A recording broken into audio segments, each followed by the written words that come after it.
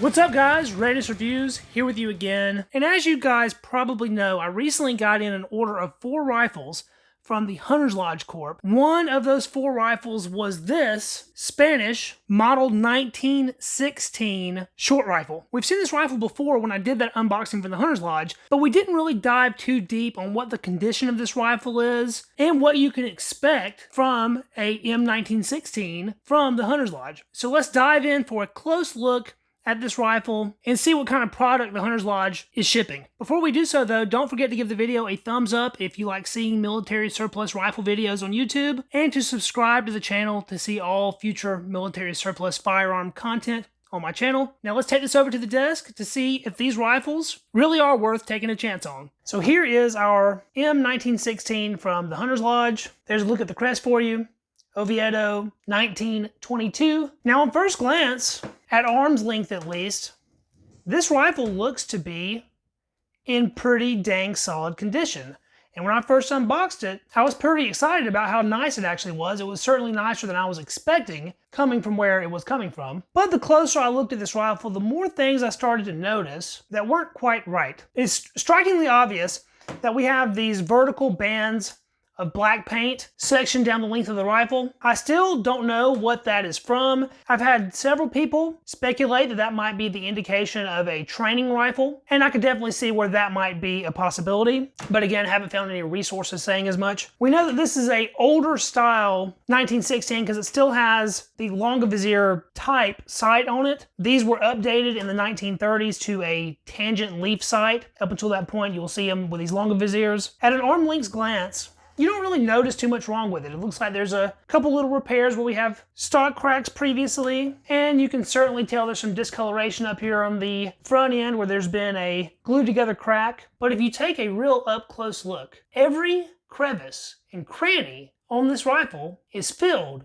with orange rust, pitting all along the wood line. You can certainly see some orange on the trigger there. It's very noticeable back here at the back end. We see that flaky orange oxide right there, all the way down the stock channel on both sides. There's a distinct orange line. You can see it really good there where the bolt release is, around where the handguard is, very noticeable at the base of the front sight, and even the barrel in all the corners and all the way down the barrel, just along the wood line, is orange. On this side, it's very prominent.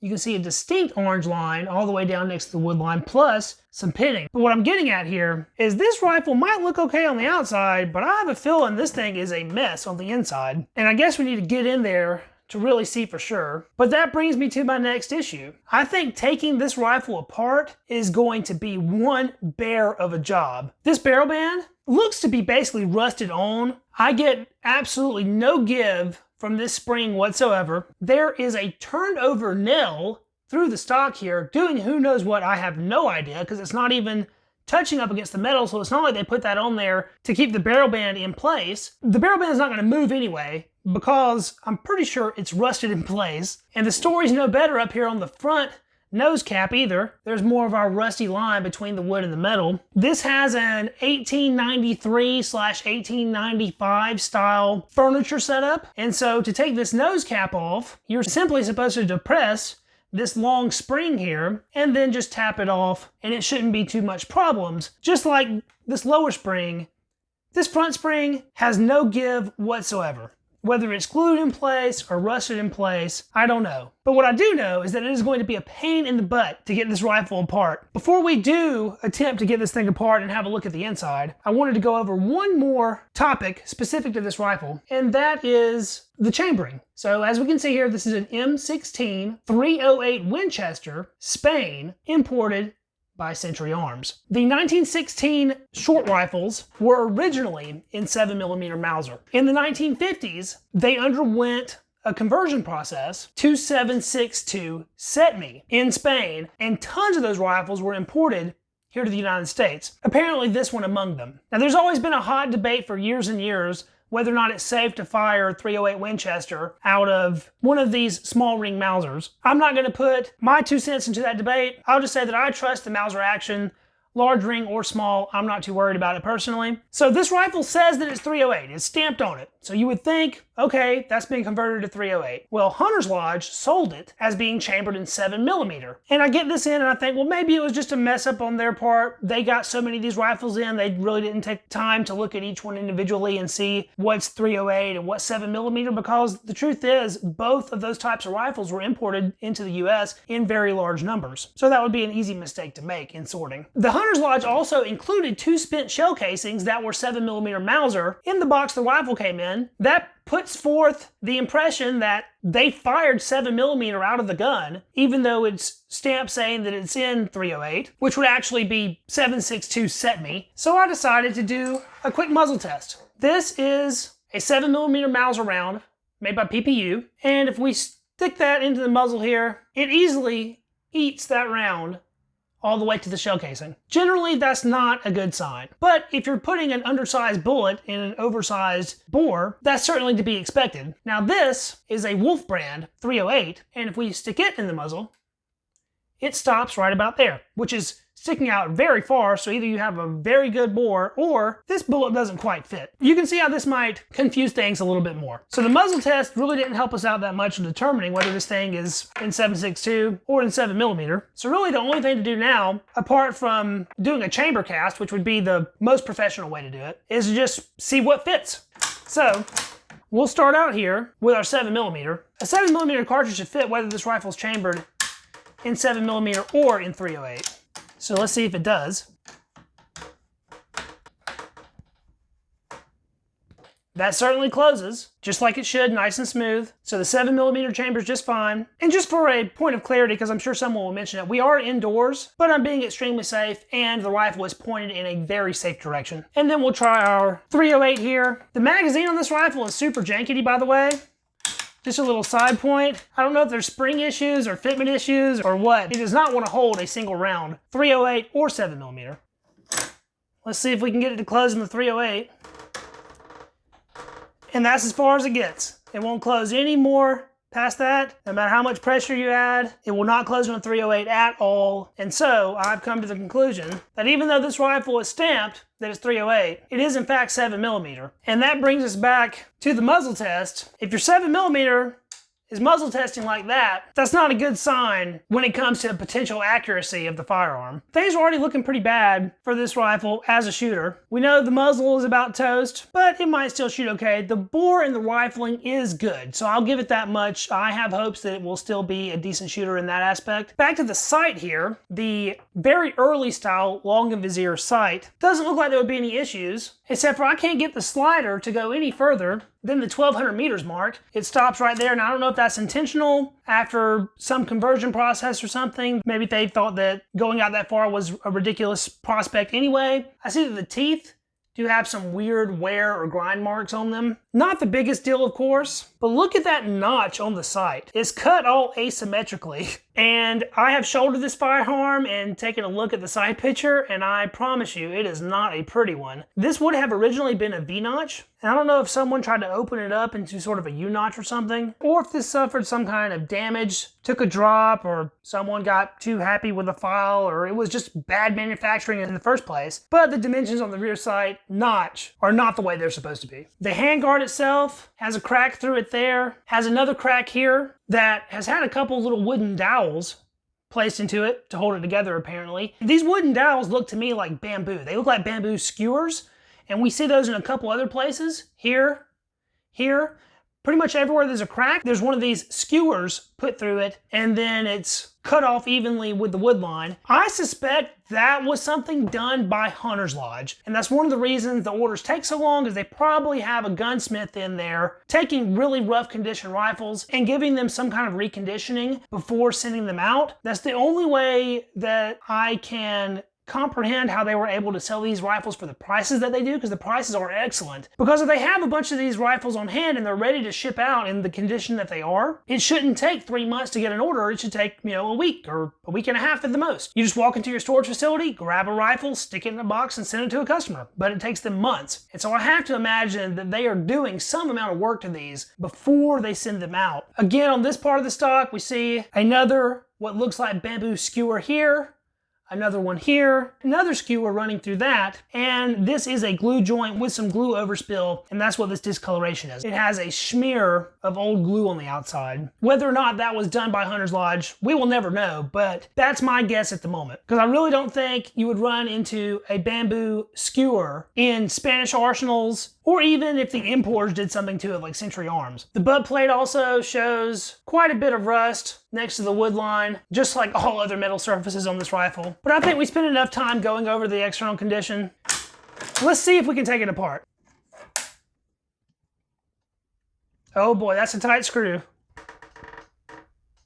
This one is so tight, in fact, I'm gonna have to try to turn it off screen. I had to fight this little bugger so hard to get it out. You can tell all the way around the outside is like this rusty, slurry mix. This thing was literally rusted in place. I hit it with some coil, let it sit for a little bit, gave it some taps with a hammer to try to loosen things up a little bit. That didn't really help, so I coiled it again, and then I decided to apply some heat to it. I heated it up real good, and then put my bit back in it, tapped the driver with a hammer a few times, and then gave some extreme pressure. And finally it started turning just a little bit, but I had to keep fighting with it until it was halfway out before it would unscrew easily, just as it is now. There's that screw.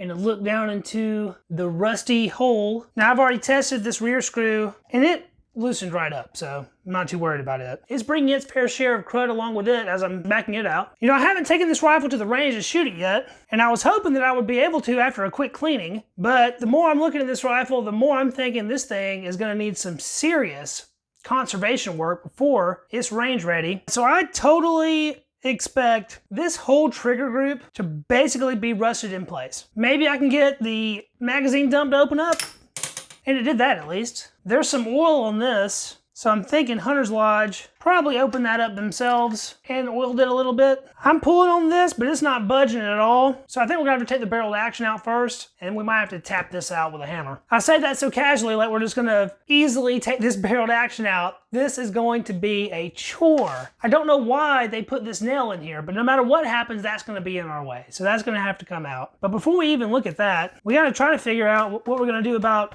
getting this barrel band off without being able to push the spring down. I have a flat-ended hex bit on my driver here. I'm just gonna press down on this and see if I can get it to move at all with some tools involved. And no, not at all, not one bit is it moving. And it's the same story on the end nose cap. Man, this sucks. I'll give it some taps with a rubber mallet to at least try to break the bond free. So I am happy to report that I'm making progress on this middle band. Look at how orange and rusty it is along the wood there, but I have managed to make it at least this far. What I did is I just kind of beat on this with a mallet until it started moving just a little bit. As far as that nail goes, I was going to remove that nail on camera, but when I went to bend it up so I could grab it with a pair of pliers, it just broke straight off, so I guess I'm not going to worry about that. Once I made a little bit of space, I just started going around this on the rim with a rubber mallet and a punch, and tapping it a little bit, and then moving and tapping it a little bit and going around it in a circle. You can see where the spring is in there. It is just nothing but rust. But I'm gonna keep this up until I get past that spring, and then it should be a lot easier. I've basically just been putting a punch at the base and then giving it a couple little taps, and then go to the next position, put the punch in the base, give it a couple little taps, and so on in circles around the rifle to take it off evenly and not damage anything. Just hit with the last tap and it finally broke free. This spring was doing absolutely nothing. It's not making contact with anything. It is stuck in the rearward position. Look at how poor of the condition the end of that spring is. It's like this rifle is a completely different firearm on the inside. With as much fun as this rear band was, I suspect this front band is going to be even a bigger chore, but I'm basically going to use the same method. All I can do at this point, because the springs won't budge at all, is just tap it off. So I'll just start tapping on it until I get some kind of gap, and then we'll go around it in circles just like we did with the rear band. After quite a bit of manual persuasion, I did manage to get the cleaning rod out. Look how rusty it is. Just the end part that you could see is nice and prettily blued, and the rest is just a rusty mess. That was one of the most frustrating experiences I've ever put myself through for a YouTube video. But I finally got that end cap knocked off. I had to fight for it every single millimeter, but I got it off of there. So let's see if we can finally get the barreled action out at least. It's in there really, really tight. Oh no, look at all that rust. Man, it is a rusty mess. Look at the barrel. I hope there isn't really bad pitting under that rust, but you'd have to imagine there's at least some, with as extreme as that is. Back here around the receiver ring and the handguard, it is just rust central. I can't even get this handguard off right now because it has been painted to the retaining ring, essentially gluing it in place. So I'm gonna have to work with that a little bit. The inside of the stock is completely coated in rust. There's a crack running through it there that probably needs to be fixed. There's a crack running through it that probably needs to be fixed. And keep in mind, this rifle is coming in at like $200 shipped, but in my opinion, for the condition this is in, it's not even worth that much. Those prices on Hunter's Lodge are very appealing, and for the M1943 that I got, I am very happy. Upon initial impressions, I thought this rifle was right along with it. A great buy for the money, but for the amount of work this is going to need to get it in shootable condition, I just don't see it catching two bills. Spanish Mausers are one of the cheapest, most readily available Milsurp firearms there is. They have a very low desirability level. They were super cheap for 50 or 60 years and no one cared about them. Just now people are starting to come around to Spanish Mausers and really understanding that they do have value and they are good rifles and they do have some semblance of rarity. With that being said, I still think you could probably get a much nicer example of this rifle for not much more money. You might spend $300 instead of $200, but you would get a rifle that did not look like this on the inside. We'll see if we can't knock our magazine assembly out. It is seriously rusted in there. Well, we tapped it just a little bit loose there. I think it's finally coming. I'll give it a couple more gentle little taps. There it is. Look at this rusty mess left behind. There's our magazine assembly. There's a bird's nest in it. Of course, I'm being facetious. But look at how rusty that is. Really crap condition on the inside.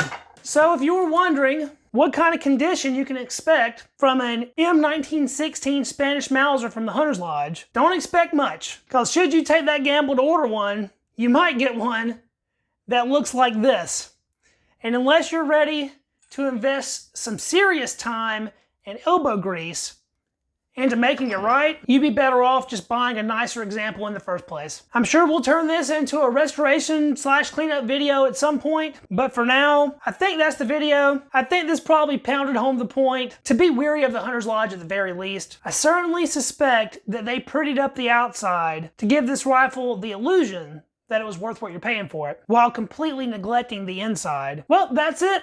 Thanks for watching, guys. I really appreciate each and every viewer out there. Don't forget to give the video a thumbs up if you liked it. If you know someone else that might be interested in this type of video and you think they would enjoy it, make sure you share it, because that is literally the best way to help the channel grow. And if you haven't already, don't forget to hit that subscribe button to see all future military surplus firearms videos. Thanks again for watching, and I'll catch you in the next video. See you then.